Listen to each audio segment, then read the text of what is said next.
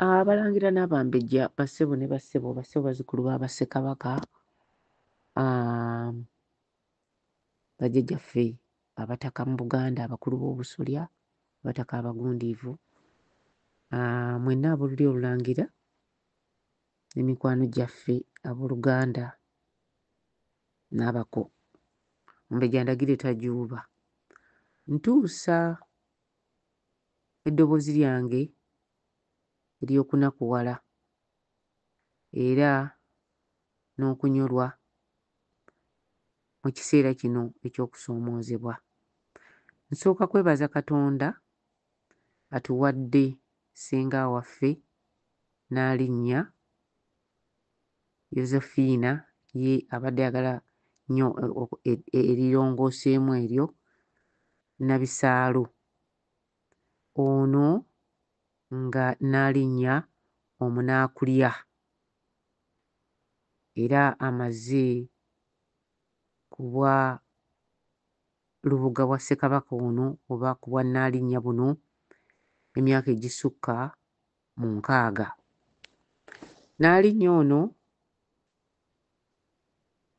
ye mu bigambo by'agamba nti yazaalibwa January nga 1 omwaka 1923 era yavudde mu nsi ennaku z'omwezi 7 omwezi gwa January ye Gatonnya mu Luganda omwaka 2024. Ekyo kituwa emyaka 101 ssenga waffe ono gy'amaze ku nsi. Nnyongera okunyolwa n'okwebaza byonna mbirimbagatanye ng'omulungi alimaazaala, nga nneebaza Katonda olw'obulamu bw'awadde ssenga waffe ono ebbanga ly'amaze mu nsi nga ddala tabaddeeko mu mbeera ya bukadde yonna era ng'obwongo bwe bukolera ddala bulungi nnyo. Nnyongera okwebaza Katonda eyamutuwa ebbanga lino lyonna ly'amaze atwagadde era tumusaaliddwa nnyo. Kaakati nno Abaganda baazigera dda nti bbwa ddene ligambibwako nnannyini-lyo. Nze ku lwange nina ennaku ey'okuviibwako omukadde waffe ono, naye nsaba okutegeeza Obuganda nti Obuganda buviiriddwako ssenga waffe omumbejja wa Buganda Nnaalinnya mu Buganda atazzikawo. Ssenga atwagadde ffenna awatali kubaako gw'asosola. Neebaza abo bonna abaagadde ssenga, abamulambudde era ababaddewo mu kiseera ky'ayiseemu, okusingira ddala nfunye ekyokuyiga nti k'obeere nga teweesobola, k'obeere nga tolina, osenzanga muganda wo, omwagalanga, ne bw'obanga tolina maanyi gamuwa kikopo kya caayi, omukwano n'emboozi gye munyumya ebamala. Bassenga baffe bano baagalanye, bonna nga bali mu myaka gyabwe egy'ekikeerezi, naye baatulaze nti omuntu oyagala muganda wo mu buli mbeera. Mu kino bassenga mwebale nnyo, mwebalire ddala bassebo. Nze njizeemu nnyo era kye mutulaze nja kyogerera emisana n'ekiro nga nnyinnyonnyola abazzukulu bammwe baagalane era ekyokulabirako kye mutulaze mmwe bassenga baffe abasigadde mu nsi kya muwendo nnyo. Nnyongera okugamba abalangira abato, abalangira abato n'abo abagamba nti bafuuse mwana wa Muteesa bagamba ani? Nedda, bafuuse mwannyina wa Muteesa ow'olubereberye gwe bayita bagamba ani? Ndagire muleme kuva ku bagamba ani, mwenyigirenga mu bintu. Kaakati muli eyo musirise, naye bbwa ddene ligambwako nnannyini-lyo. Obwakabaka bwa Buganda bulambika bwe buti: Nnaalinnya yenna bw'aba avudde mu nsi, Nnaalinnya abeera muweereza wa Bwakabaka mu kitongole ky'olulyo olulangira. muweereza w'aba Ssekabaka mu kitongole ky'olulyo olulangira. Nnaalinnya bw'aseerera Obuganda bubikirwa. Naye Bannaalinnya bwe baseerera, kano ka Matumpaggwa, nawulira muliyita na linnya lya Kabaka nga mumuyita Matumpaggwa ne mbaga nti muvuma Kabaka. Matumpaggwa ye musajja omuliisamaanyi oba omusajja omukekejjuzi, mukekejjula bwana gwe bayita Matumpaggwa, era Abaganda baamusalangako okutu bwe yakikolanga omulundi ogusooka nga basalako okutu okusooka, bwe yaddangamu n'akikola nga bamuggyako amatu gombi. Be ba Matumpaggwa. Muganda kitegeeza nti talina matu. Matu mpaggwa. Mpaggwa kitegeeza oyo kintu ky'otalina. Kati baga ni Matumpaggwa kitegeeza nti omuntu omusaleko amatu. Kaakati sijja kukoma awo, ngenda kwongerayo ku kiki ekikolebwa. Bannaffe mu Buganda mulimu eggwanika lya Buganda. Okuseerera kw'Omumbejja Nnaalinnya jjajjaffe Oweekitiibwa ono kukwata ku Buganda. Temutukooya.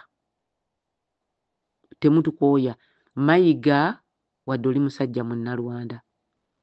Nabalamba wadde oweddira Ffumbe oli mwana waani wa Walusimbi Mpanga. Naye otudde mu kifo ekyalibaddemu Omumbejja ategeera ebya Buganda.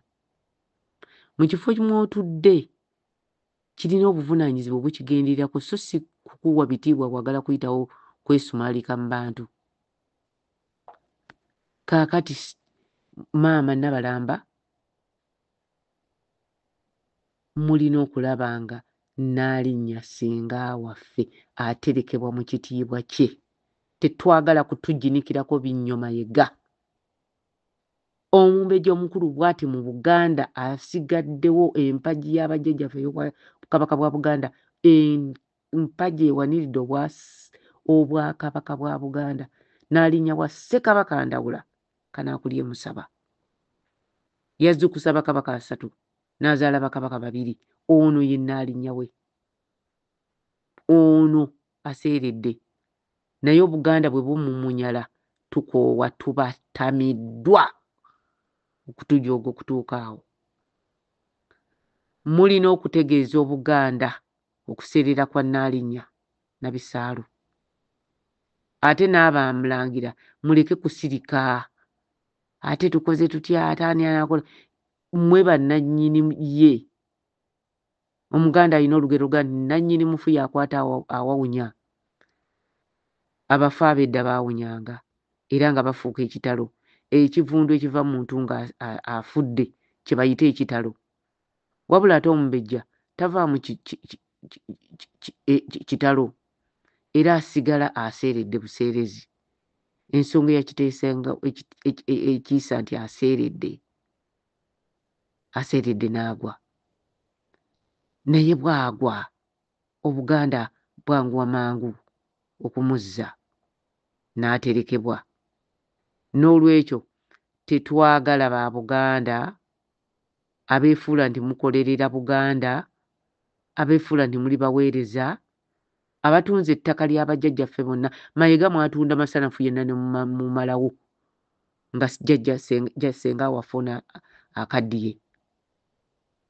Mwatunda masanafu yenna ne mumalawo kubanga ettaka lino lyali mu Bwakabaka. N'ebyapa mwe mubigaba aba Buganda Land Board. Kati mwebalama Nnaalinnya aseeredde, muyina okumutereka mu kitiibwa kye. Muyina okumutereka mu kitiibwa kye. Tukooye. Temujja kutwogeza bye tusirikidde. Mukwate ssenga waffe mumutereke e Kasubi mu bitiibwa bye, ebimusaanidde mu mpeereza gy'aweereza Obwakabaka bwa Buganda. Mwebale nnyo Abalangira n'Abambejja okumpuliriza. Muddaawo ne mutandika okujenjebesa bano Abanankani okutuleeta amafunu gano g'amajenjebeke, amafumu ga Ssekabaka Jjuuko. Tewali gwe tugenda kujenjebeka. Nnaalinnya omunaakulya mukulu nnyo mu Bwakabaka bwa Buganda aseeredde. Ab'ebitiibwa balubuga b'Abassekabaka muleme kukkiriza kuyiikirizibwa. Bano be baalwanirira Obwakabaka, be baakuuma Namulondo. Ssaabasajja Muwenda Mutebi agisangewo. N'olwekyo mukyo mukole ekisaanidde, temutujja kabanzi. Ombejja ndagire tajuuba. Abalangira n'Abambejja twenjedde nnyo, twenjeredde ddala.